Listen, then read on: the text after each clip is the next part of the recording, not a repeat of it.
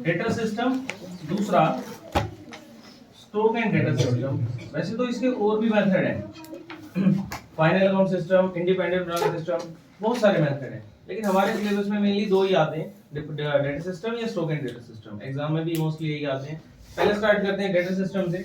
Data system के अंदर पहला अकाउंट बनता है ब्रांच अकाउंट। ब्रांच अकाउंट में गिनती की 8 चीजें आती हैं, बिना दिमाग लगाए।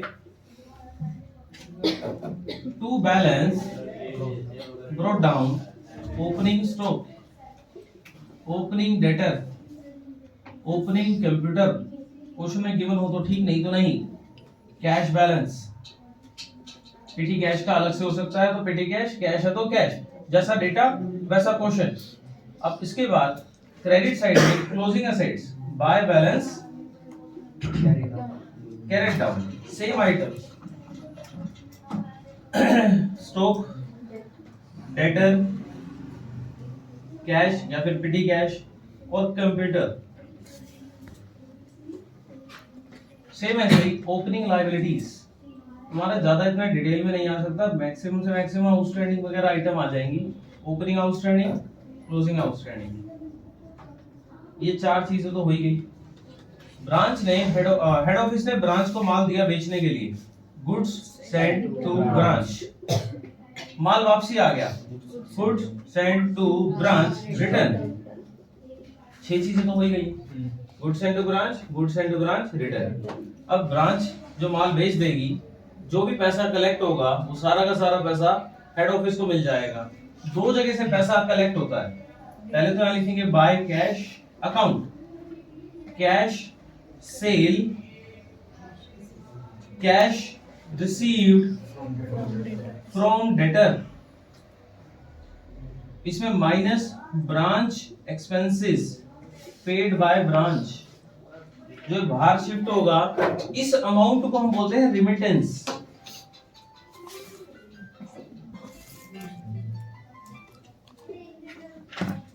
8 बजे क्लास है, 8:30 का अलार्म है। नहीं, वो किसी और चीज का। अरे आप cash sales, cash received from debtor, minus क्या करना है इसमें से, ब्रांच एक्सपेंस, ये निकलेगा रिमिटेंस। अगर बाय चांस मान लो क्वेश्चन में रिमिटेंस पहले से दे दी, मान लो ये क्वेश्चन रिमिटेंस दी हुई है, कैश सेल दी हुई है, तो बैलेंस करके कैश रिसीव फ्रॉम डेटर निकल आएगा। ठीक है, कई बार क्वेश्चन में ये भी दे देगा, ये भी दे देगा, तो बैलेंस करके निकल आएगी ये वाली अमाउंट।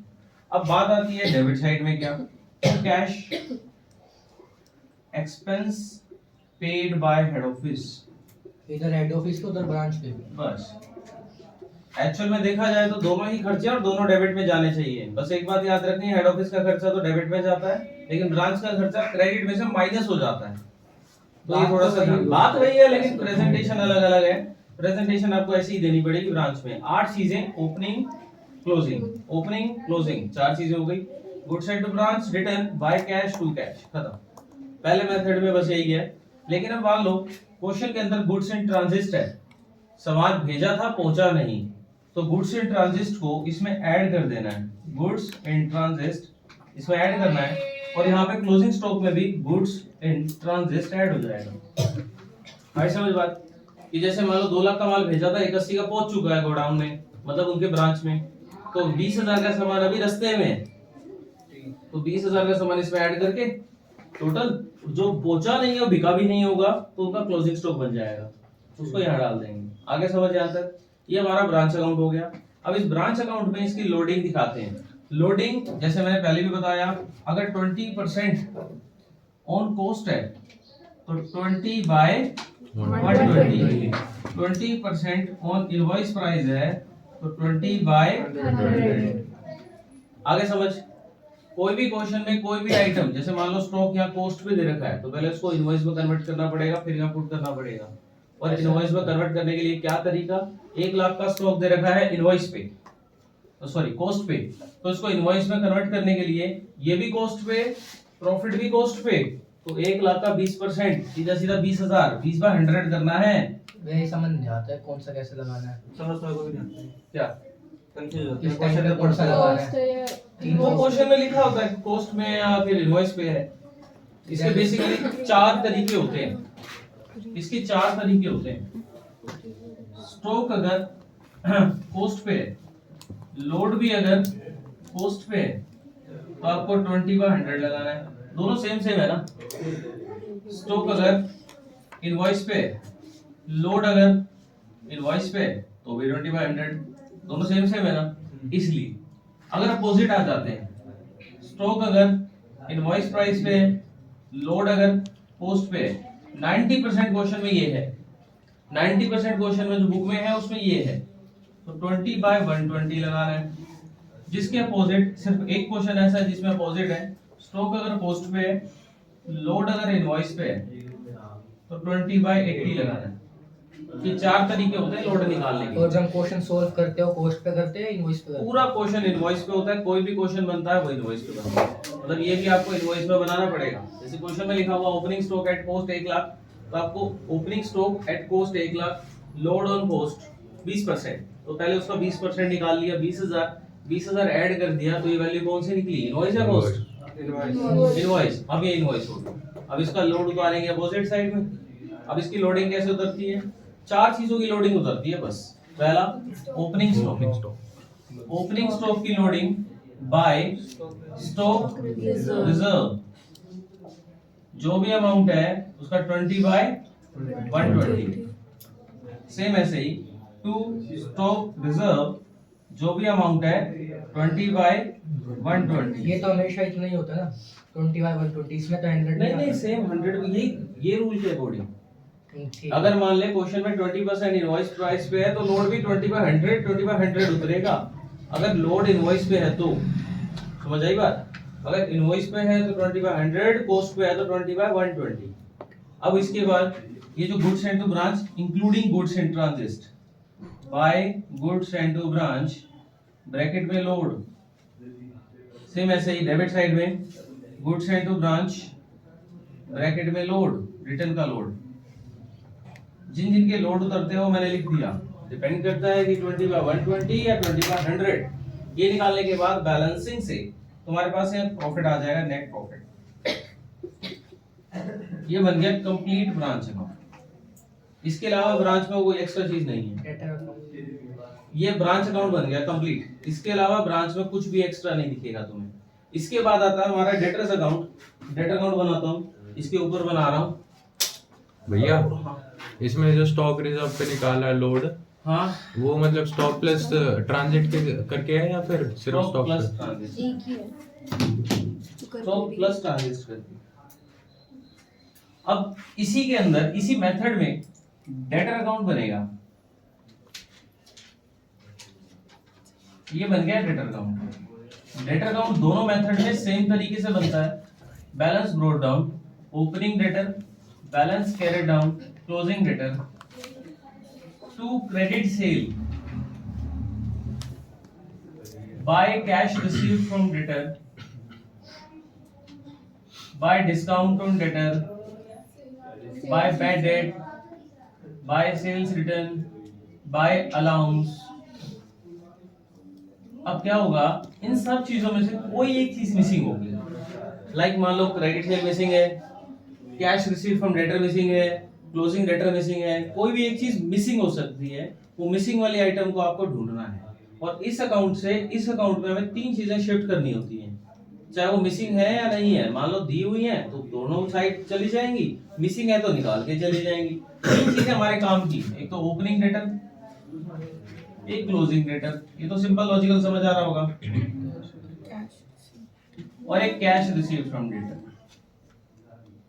ये 3 चीजें हमारी काम की हैं जो नीचे की साइड शिफ्ट होंगी, और कोई चीज काम की भी नहीं दिखाई देगी। आगे समझ में आता है? कोई दिक्कत? बना लो इसको पोस्ट कर लो, इसको एक बार बना लो, फिर क्वेश्चन सॉल्व करते हैं। तो यहाँ पे ओपनिंग स्टॉक में डायरेक्ट परचेज का स्टॉक भी दिखा देंगे, और यहाँ पे डेबिट साइड में 2 डायरेक्ट परचेज दिखा देंगे, डायरेक्ट परचेज दिखा देंगे, और उसका डायरेक्ट परचेज का क्लोजिंग स्टॉक भी दिखा देंगे। मतलब 3 जगह जाएगा बेसिक जैसे जाता है stock, opening stock, closing stock, जो माल खरीदा बिक तो गया ही होगा, ठीक है, उसका लोड नहीं उतरता। डायरेक्ट परचेज का लोड मत उतार देना, क्योंकि हम डायरेक्ट जिस प्राइस पे खरीदते हैं उसी प्राइस पे बेच देते हैं। डायरेक्ट परचेज करने का एक ही मोटिव होता है कि ग्राहक खाली ना जाए, चाहे बेशक हमें जेब से भरना पड़ जाए। डेबिट साइड में 2 बार क्यों लिखा फिर? वो ओपनिंग स्टॉक का डायरेक्ट परचेज लिखा था, वो पहले दे रखा हुआ ना हमें। वो दे सब दिया होगा, ऊपर लिखा होगा ना बैलेंस ऑफ ओपनिंग स्टॉक्स, इसमें हमारे पास डायरेक्ट परचेज का स्टॉक अलग होगा, नॉर्मल स्टॉक अलग होगा। बराबर, फॉर्मेट को कंप्लीट बना लो आराम से। सुबह एक बार जब एग्जाम दे क्वेश्चन निकालो, क्वेश्चन भेजा एक बार अपने अपने कॉपी में खोल लेना। कॉपियों में खोल लेना एक कॉपी।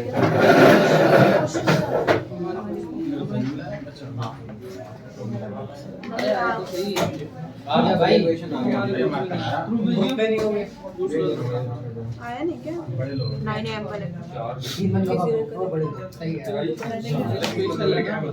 अरे डिस्टर्ब नहीं करेगा कोई। तुम से देख के भी ऐसा लगता है।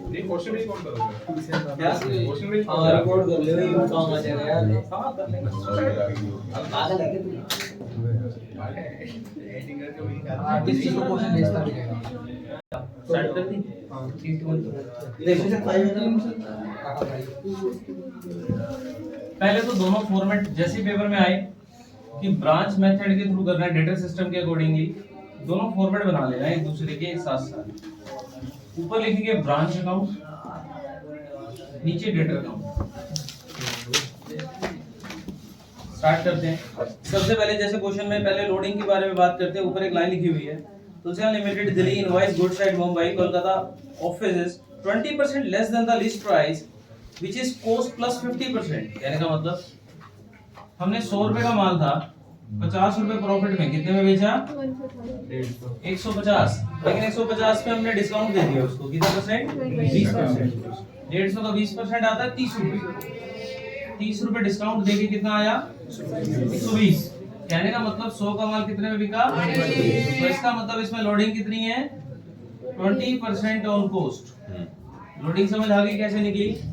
100 रुपए का माल 50 रुपए प्रॉफिट में बेचा, कितने में? 150 में। 150 में से 30 रुपए माइनस करके कितना बचा? 120। 120 रुपए का मतलब होता है 100 का माल 120 में जाना, 20% ऑन कॉस्ट। लोडिंग है क्वेश्चन के अंदर। अब स्टार्ट करते हैं। वो कह रहा है कि हमारा जो दिल्ली का माल है ना, हम बेचते हैं मुंबई में और कोलकाता में। ये जो डेटा दे रखा है हमारा पूरा मुंबई ब्रांच का दे रखा है, तो मुंबई ब्रांच के अकॉर्डिंगली सोल्व करते हैं। ओपनिंग स्टॉक दे रखा है at Mumbai at it cost. Branch के लिए कॉस्ट मतलब हेड ऑफिस के लिए इनवॉइस प्राइस, ठीक है। ब्रांच के लिए जो कॉस्ट है वो हेड ऑफिस के लिए इनवॉइस प्राइस है, मतलब इनवॉइस प्राइस पे ही क्वेश्चन है ये। तो हम हेड ऑफिस के हिसाब से चलेंगे। हेड ऑफिस के हिसाब से तो ओपनिंग स्टॉक कितना दे रखा है बताना? 1,80,000 रुपए। आगे चलते हैं। वो कहता है goods send to Mumbai at cost to Delhi. Delhi के लिए वो कॉस्ट है, मतलब हेड ऑफिस के लिए वो कॉस्ट है। तो ये कॉस्ट है इनवॉइस है? कॉस्ट ही है। तो इसको इनवॉइस में कन्वर्ट करना पड़ेगा। पहले गुड्स सेंड टू ब्रांच 2,20,000। इसका 20,000 220 का 20% 20/100, जैसे भी थोड़ी देर पहले सिखाया था। 44,000 रुपीज ऐड कर दिया, 2,64,000 का गुड्स सेंड टू ब्रांच आ गया। आगे समझ। 20/100 इसलिए किया क्योंकि ये कॉस्ट पे था और लोड भी हमारा कॉस्ट पे है, जैसे भी थोड़ी देर पहले मैंने फॉर्मूला बना के बताया था। आगे चलते हैं। Goods received by Mumbai branch till the closure of the year is 2,52,000। माल भेजा कितने का था? 264 और पहुंचा कितने का? 252। इसका मतलब 12 का सामान अभी रास्ते में। Goods sent by balance carried on लिखकर गुड्स इन ट्रांजिट 12 आंसर है। आगे समझ। माल भेजा था 264 का, पहुंचा है 252 का, जो डिफरेंस आया गुड्स इन ट्रांजिट।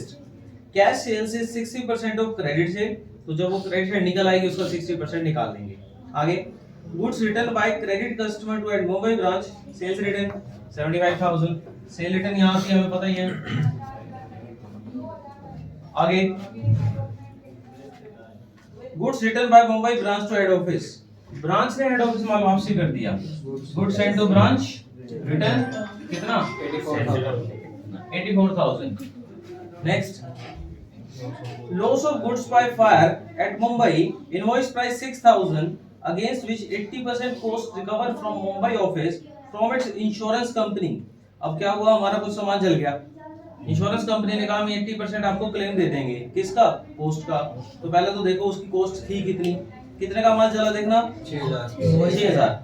इसको कैलकुलेट करते हैं। 20 by 120 6000 का माल 20/120 करके 1000 का लोड आ गया, माल कितने का हो गया, 5 का 80% यानी कि कितना रियलाइज हुआ, 4000। तो यहाँ पे बाय कैश अकाउंट जो करते हैं उसमें कैश सेल डालते हैं, कैश रिसीव फ्रॉम डेटर डालते हैं, और जो इंश्योरेंस कंपनी से पैसा आया ये डाल देंगे 4000 रुपए। आगे समझ, क्योंकि जितना भी इंश्योरेंस कंपनी से पैसा आएगा पूरा का पूरा हेड ऑफिस में चला जाएगा। 4000 में हमारे पास ये आ जाएंगे। तो अभी रेमिटेंस में 4000 जोड़ दिए, अभी दोनों की अमाउंट मिसिंग है। आगे चलते हैं। Loss of goods at Mumbai through normal privilege is 6000।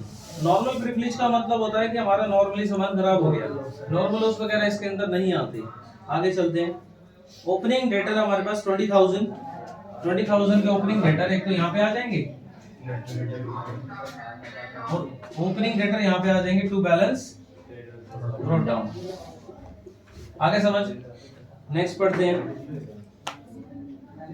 Discount allowed to Mumbai branch credit customer कितना है, 27,000 का है। डिस्काउंट अलाउड, डेटर को डिस्काउंट दे दिया, 27,000 रुपए का डिस्काउंट हो गया। आगे पढ़ो। Mumbai branch expense paid by Delhi head office. ये खर्चा कौन कर रहा है, हेड ऑफिस ना। डेबिट में आएगा या क्रेडिट में माइनस होगा, डेबिट में। टू कैश कितना खर्चा करा, 19,000। लेकिन 19,000 में उसने एक ब्रैकेट में बात बोली है कि 4,000 रुपीस का जो एक्सपेंसेस है जो हमने पे करा हुआ है 30 जून तक का, 3 मंथ्स का एक्स्ट्रा 4,000 का 3 मंथ का निकाला, 3/12 करके 1,000 प्रीपेड आ गया। प्रीपेड 1,000 रुपए कैसे निकला, 4,000 का जो पे किया था वो 3 मंथ्स का एक्स्ट्रा पेड था, 1,000 प्रीपेड आ गया जो एसेट बन गई। ठीक है, आगे चलते हैं। Outstanding Mumbai branch expense, closing expense outstanding है, ओपनिंग है, कुछ मेंशन है नहीं है तो क्लोजिंग मानते हैं। टू बैलेंस कैरी डाउन, जब मेंशन नहीं आता तो क्लोजिंग मान 36 कितना है, 3625 क्लोजिंग हो गई। Provision to be made for discount on debtor 6075, मतलब हमने डेटर पे डिस्काउंट का प्रोविजन बना दिया। तो एक काम करेंगे, यहाँ पे जो नेट डेटर आ जाएंगे उसमें से प्रोविजन माइनस कर देंगे। कितने का है, 6075। या फिर इसको डेबिट में भी दिखा सकते हैं, तो बेटर है इधर डेटर में से माइनस कर दो। डेटर यहाँ पे छेड़छाड़ नहीं करनी प्रोविजन की, प्रोविजन यहाँ माइनस होते हैं, यहाँ नहीं जाते। आगे चलते हैं। Cash remitted by credit customer to Mumbai branch. अब हुआ क्या, कैश रिसीव फ्रॉम डेटर दे दिया 173, कैश रिसीव फ्रॉम डेटर 173, और ये 173 कहाँ जाता है, यहाँ पे। आगे समझ, कैश रिसीव फ्रॉम डेटर एक बार यहाँ आता है और एक बार ऊपर आता है। आगे चलते हैं। Closing debtor at Mumbai branch 45,000, यहाँ पे करेंगे बाय बैलेंस कैरी डाउन, कितना 45,000 का क्लोजिंग डेटर आ गए। तो क्लोजिंग डेटर यहाँ पे भी आ जाएंगे, कितने 45,000, माइनस करके बाहर शिफ्ट कर देना। ये बचेगा 39, 38, 9, 25, सही है।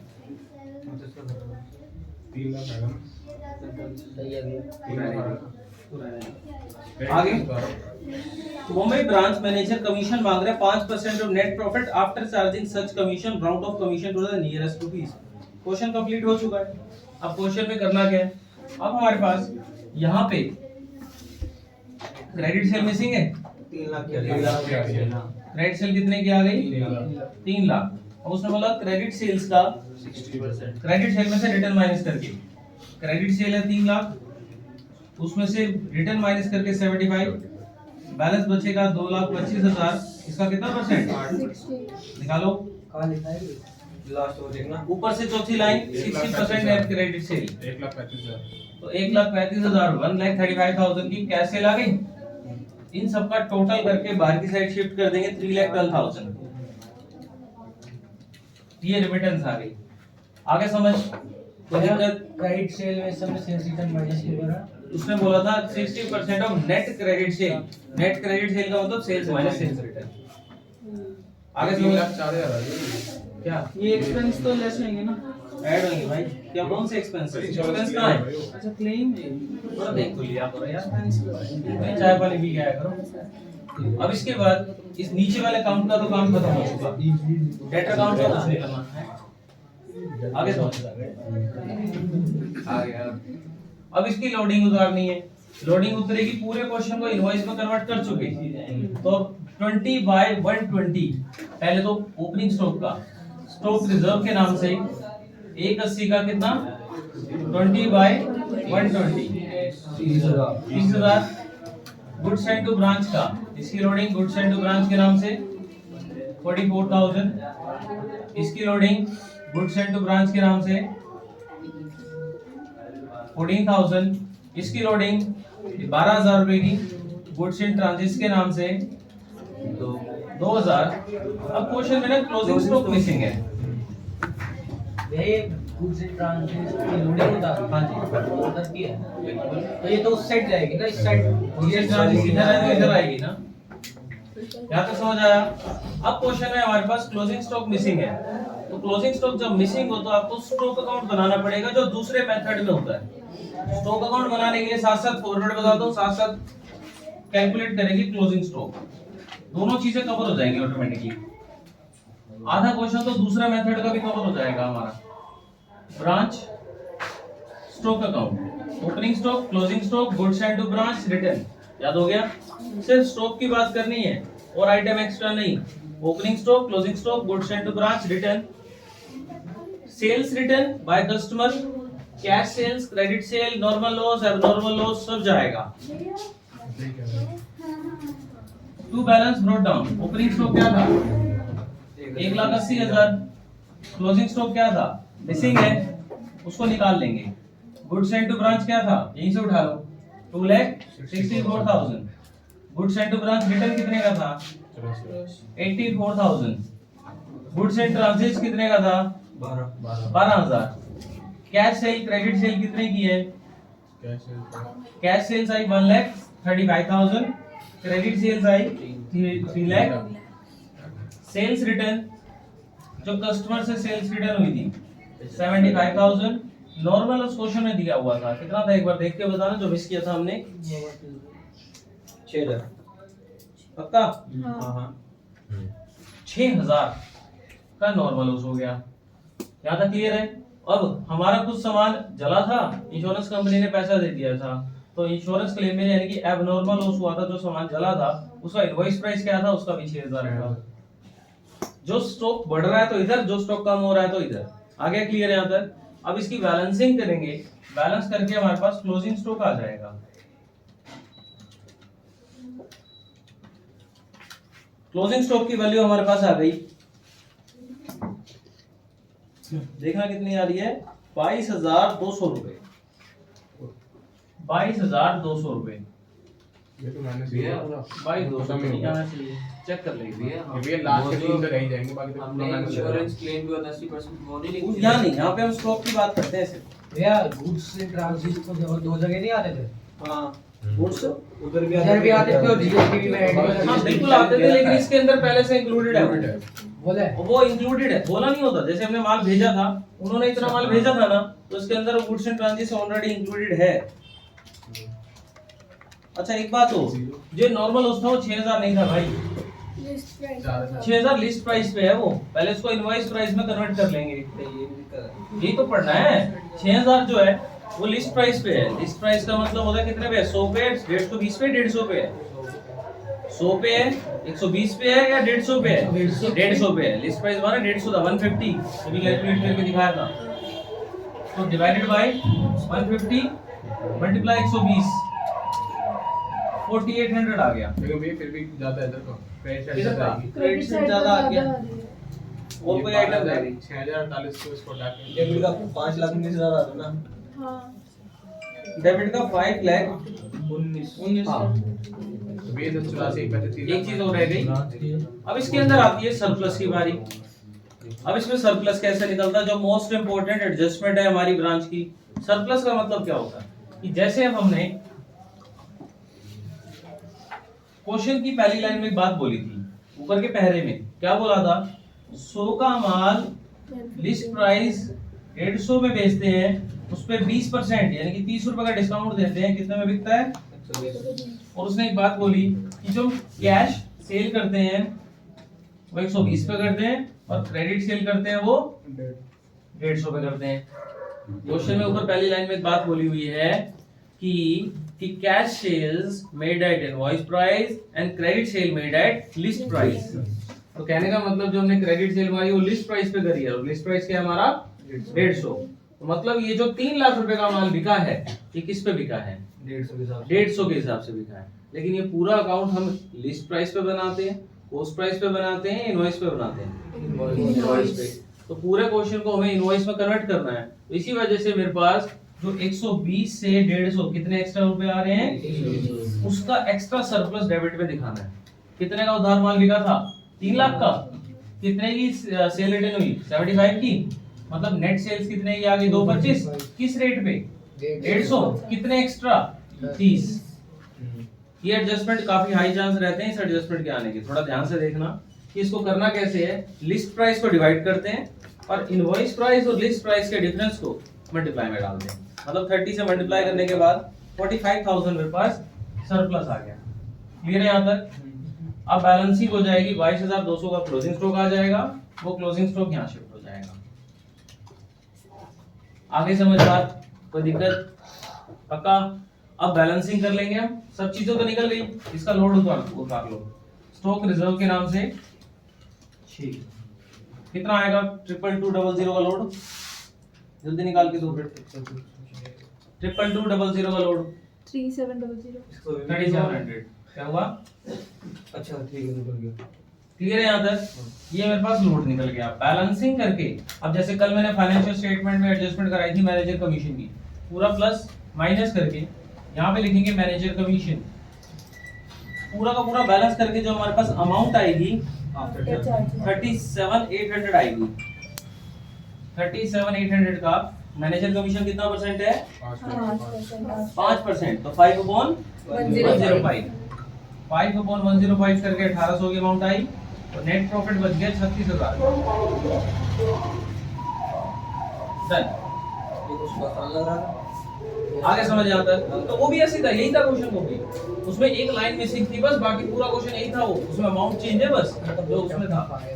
अरे भाई यही था बस। प्रॉब्लम ये यहाँ पे मैं सोल्व कर रहा हूँ तभी तुम्हें आसान लग रहा है। पेपर में देखने बैठोगे तो कहोगे ये कहाँ जाएगा, कहाँ जाएगा, कहाँ जाएगा। ये कहाँ मुश्किल है? इसमें तो कोई भी एक्सरसाइज नहीं है। सारा का सारा प्रॉफिट का समझा दो। क्लियर है भाई यहाँ तक? भैया चलो एक बार गुड्स एंड ट्रांजिट। हाँ वो कंफ्यूज हो गए, उसमें आएगा। ठीक है, इसको बोलते हैं goods sent to branch. 5 lakh goods in transit है 20,000 और पहुंचा है 480 का। तो एक बात बताओ, गुड्स एंड टू ब्रांच में गुड्स एंड ट्रांजिट ऐड होता है नहीं होता? पहले से गुड्स सेंड टू ब्रांच एक ये है, एक होता है goods received by branch. Goods send to branch इसकी हिंदी बताना।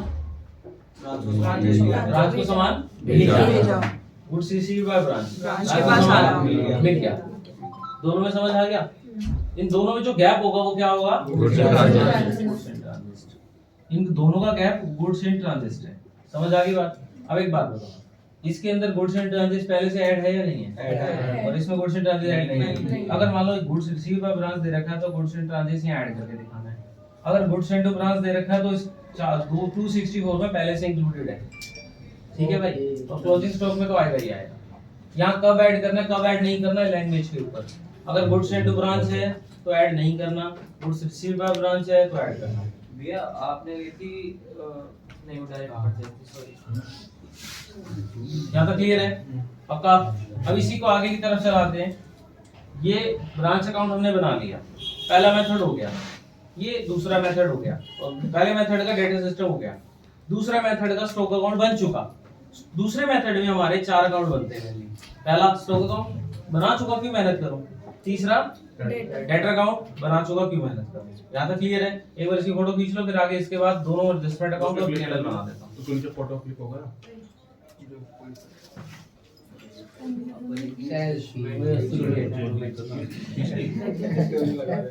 अरे ग्रुप में भेज दिया। फोटो खींचने बोला है, इंस्टा से अब नेक्स्ट मेथड की तरफ आते हैं। भैया ये रफ स्टार्ट कर दे। नहीं नहीं, क्या दिख नहीं रहा क्या? ऐसे वो बल्कि जल्दी समझ आएगा, कंफ्यूज हो बीचा जाएगा। बीचा लगता है वो। अरे कोई बात नहीं, क्यों टाइम वेस्ट क्यों टाइम वेस्ट करेंगे? Branch adjustment account, branch profit and loss. क्योंकि अगर मैंने ये रखना किया ना तो आधा क्वेश्चन तो यूं ही सोल्व हो जाएगा हमारा।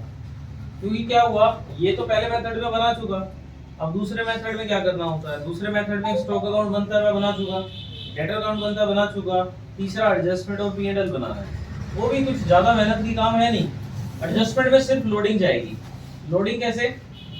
यहाँ पे लोडिंग बता रही थी ना, वही लोडिंग इस साइड अपोजिट साइड में। सबसे पहले ओपनिंग स्टॉक का लोड, स्टॉक रिजर्व के नाम से बोलते जाना एक बार, और क्लोजिंग स्टॉक का लोड स्टॉक रिजर्व के नाम से 3700। गुड्स इन ट्रांजिट का लोड कितना? 2000। गुड्स इनटू ब्रांच का load 44,000। Goods into branch return का लोड कितना आ रहा है? 14,000। आगे समझ यहाँ तक? मतलब कुल मिला के सिर्फ लोडिंग जाती है इस अकाउंट में। जितनी भी लोडिंग मैंने अपोजिट साइड में उतारी थी वो इस अकाउंट के अपोजिट साइड में चली जाएगी। भैया गुड्स इन ट्रांजिट का तो 2000 इस साइड में डेबिट में था ना। हाँ, तो डेबिट में तो उतारा है। अबे भाई गुड्स इन ट्रांजिट का है, यहाँ है ना, डेबिट में जाएगा तो उसका लोड तो डेबिट में जाएगा ना। अच्छा ठीक है। और लोड यहाँ के डेबिट वाले डेबिट में रहते हैं, क्रेडिट वाले क्रेडिट में रहते हैं। मतलब लोडिंग का अकाउंट है बेसिकली। इसके बाद जो हमारे पास नुकसान हुआ था 4800 का नुकसान हुआ था, लिस्ट प्राइस पे नहीं, इनवॉइस प्राइस पे 4800 का। तो 4800 में क्या किया हमने? लोड उतारेंगे ना। लोड उतारेंगे, उसका 20/120 करके कितना उतरा? एबनॉर्मल है। नॉर्मल है, नॉर्मल है, नॉर्मल है।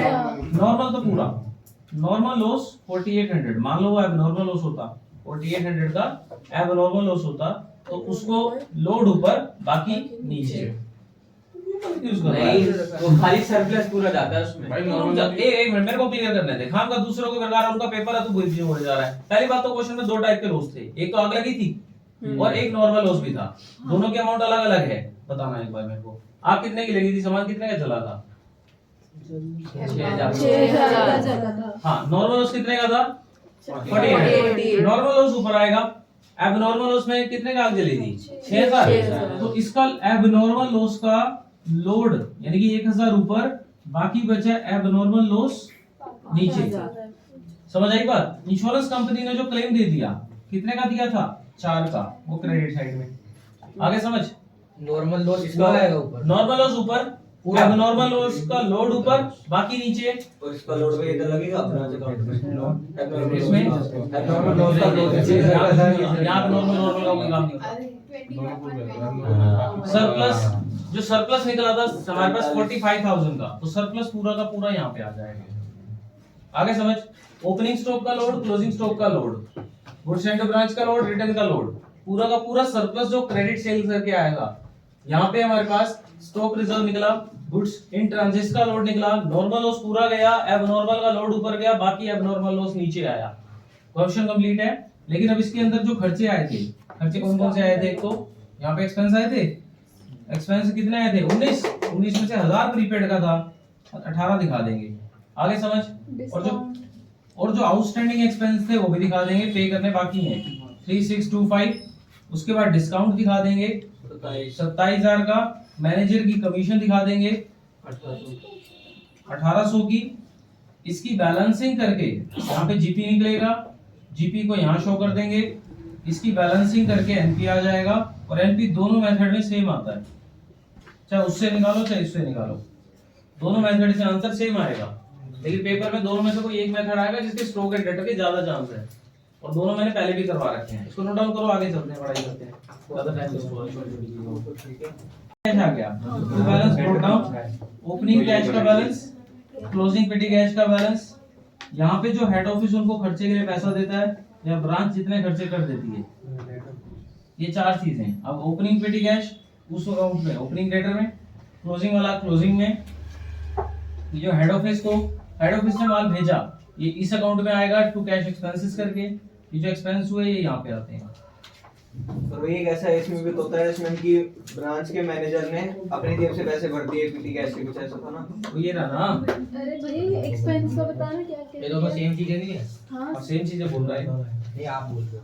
नहीं, इसमें बनता ही सेम है, इसमें क्या टू हेड ऑफिस और एक्सपेंसेस है उधर आपने वो branch to balance brought down opening petty cash 500 रुपए by balance carried down closing balance of petty cash 400 रुपए हेड ऑफिस ने ब्रांच को 2000 रुपए दिए खर्च कर लेना अच्छा ओपनिंग कितना था 500 खर्च करने के लिए कितने दिए 2000 कितने हो गए 2500 400 बचे पड़े हैं कितने खर्च हो गए 1600 हमारी कैलकुलेशन ये भाई 2100 होगा ना 2500 कितने टोटल 2500 अच्छा 2100 बच आपकी गए कैलकुलेशन 2100 बच गए 2100 उन्होंने खर्च कर दिए 2100 जो खर्च हुए अभी कहाँ कर जाएंगे ओपनिंग पेटी कैश का बैलेंस ब्रांच अकाउंट के डेबिट में क्लोजिंग पेटी कैश का बैलेंस ब्रांच अकाउंट के क्रेडिट में हेड ऑफिस ने जो खर्चा दिया खर्च करने के लिए वो डेबिट में to cash expense paid by head office branch ने जो खर्च कर दिया पीएनएल के डेबिट में टू एक्सपेंसेस ठीक है भाई तो जो सा अकाउंट बना रहे हैं उसके अकॉर्डिंगली आपको चीजें शिफ्ट करनी है अगर वो वाला मेथड कर रहे हैं तो ये तीन चीजें काम की अगर ये वाला मेथड कर रहे हैं खाली एक्सपेंस काम के दोनों में से कोई एक मेथड आ रहा है करो इसको फिर अगले नेक्स्ट चैप्टर की तरफ चलते हैं नेक्स्ट लेक्चर आगे पढ़ 10 मिनट में